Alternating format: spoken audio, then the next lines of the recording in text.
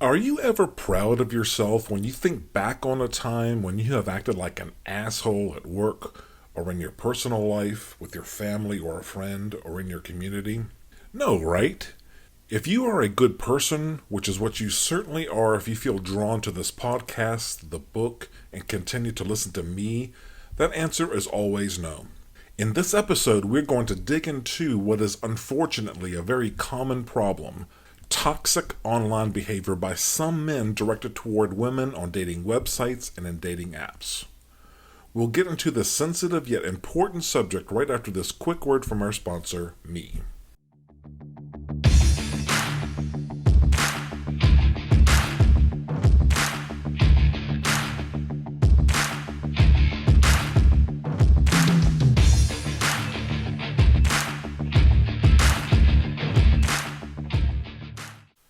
Hi everyone, welcome to the Gentleman's Guide to Flirting. I am David, the author of the book of the same name, Gentleman's Guide to Flirting, available on Amazon.com. I am also your host and the exalted leader of the Gentleman's Guide to Flirting empire. You will be able to find this content on YouTube or wherever you get your favorite podcasts. Thank you for joining. Let's get started. Hey everyone, welcome to episode 20 of the Gentleman's Guide to Flirting podcast. I am David, the author of the book.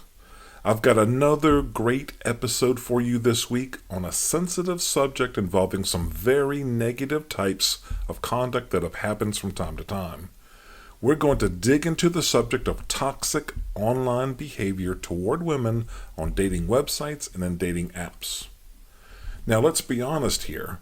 Sometimes we all slip up or have an off day, especially now during this pandemic when it may be hard to be at or maintain your normal best behavior.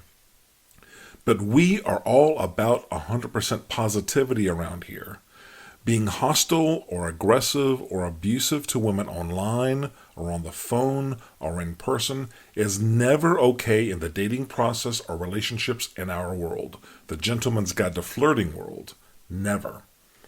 What exactly do I mean by toxic behavior on dating sites or dating apps? Well, 4 types come to mind. Number 1, not dealing with no, or getting angry when not getting replies or responses.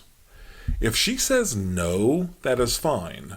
Remember, with our methods and philosophy, you have plenty of other options right around the corner.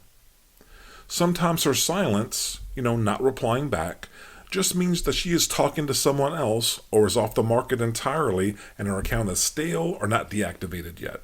There is a much healthier way to think about the no's you encounter in this situation and in life in general that we will get to later.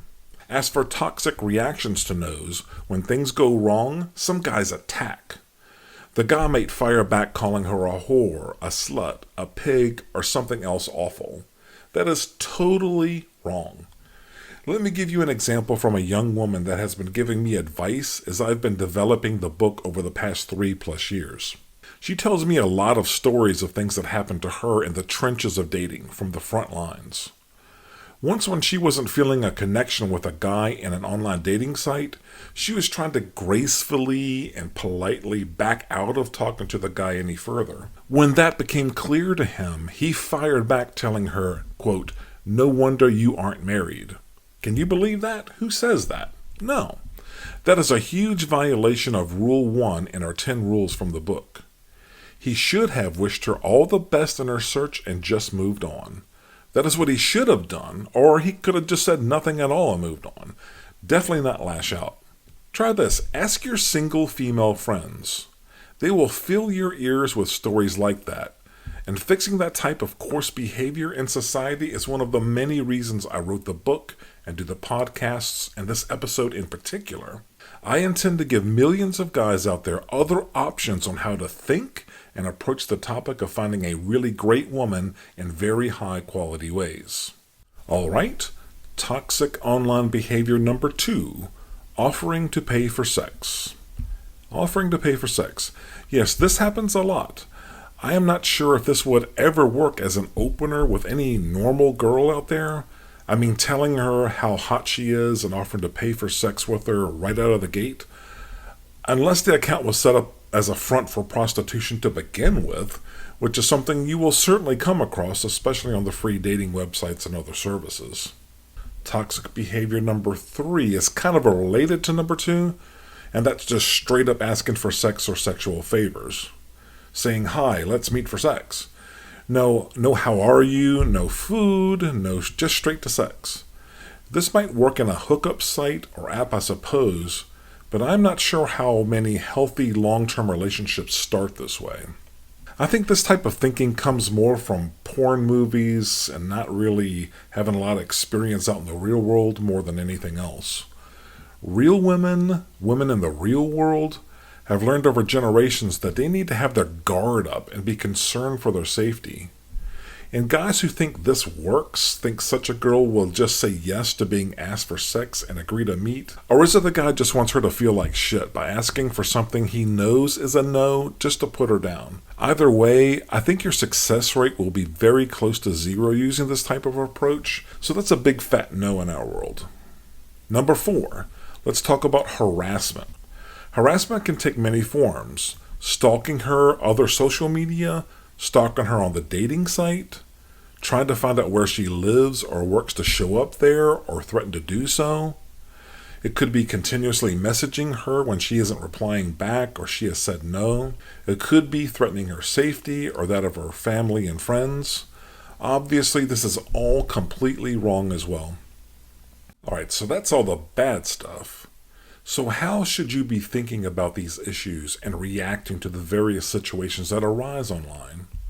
First, think about what is happening with these online services. Online, typically, the women's inboxes and mailboxes are pretty full, and that is even more true for the prettiest and youngest women on the sites. On the other hand, the typical guys' mailboxes are pretty much empty and stay that way. The women's mailboxes are mostly filled with low energy, lackluster attempts, and sometimes hateful, overtly sexual, or other inappropriate content. Some guys may get frustrated when there is no reply or they are told no, and maybe they lash out like we talked about earlier. But not you. Not you. How do you handle things and conduct yourself? 1. You live well. You are well-intentioned. You are constantly improving. You have a plan. You're in demand. You're more desirable to women because of all of that. And you send interesting, playful, fun, high energy, well thought out and respectful messages to women. That is the only way you communicate, without exception. The ladies are more likely to think being with you is safe and fun and interesting and worthwhile, worth their time. Your messages and ways of communicating and treating women will get a higher return than the crap most guys send out, but your response rate will never be 100%. You will have plenty of no's, sir. You will. So what about those no's? Each one is a win. She's doing you a favor. I know at first glance it doesn't feel like a win, and yeses and getting your way is better and easier, but let me explain. Every no makes you stronger. There will be plenty of yeses as you work to improve every day, both in your online and in-person approaches. Trust me.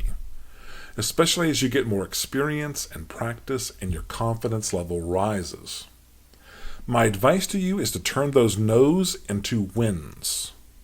Sure, like we have covered already, being turned down or told no can be frustrating, but you have a Rule 1 problem if you lash out.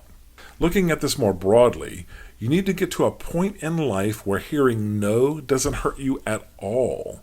It doesn't affect you in the slightest, and you don't fear being told no in any situation. One reason why I say that is because what you accumulate from yeses will start piling up over time. It is useful in life to build yourself up to a point where being told no doesn't hurt at all in any context, where no doesn't faze you at all. You know enough yeses are coming. Not being afraid at all of being told no helps in many other areas in life. Think sales. Think asking for a raise. Think about job promotions, asking for a promotion. Think about job interviews, trying to find a new job and convince someone to hire you. Think about asking to raise your rates for your services or products if you're self-employed. If you don't ask, you don't get. If you don't ask, you don't get. If you're afraid of asking, that can limit the number of yeses you get in life, which can severely limit you. Another reason why I feel this way is, with women, sometimes a no turns into something later. A lady might first be a firm no, and then she changes her mind.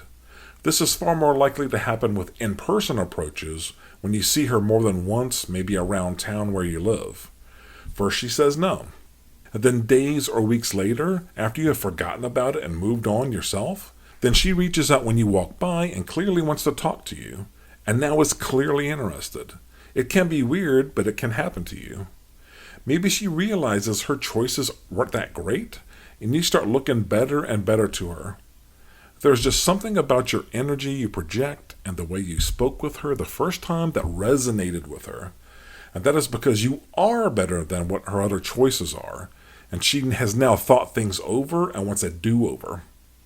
As for the other 3 types of toxic behavior we defined earlier, offering to pay for sex, asking for accrued sexual favors, and harassment, those are all straight garbage and you know it.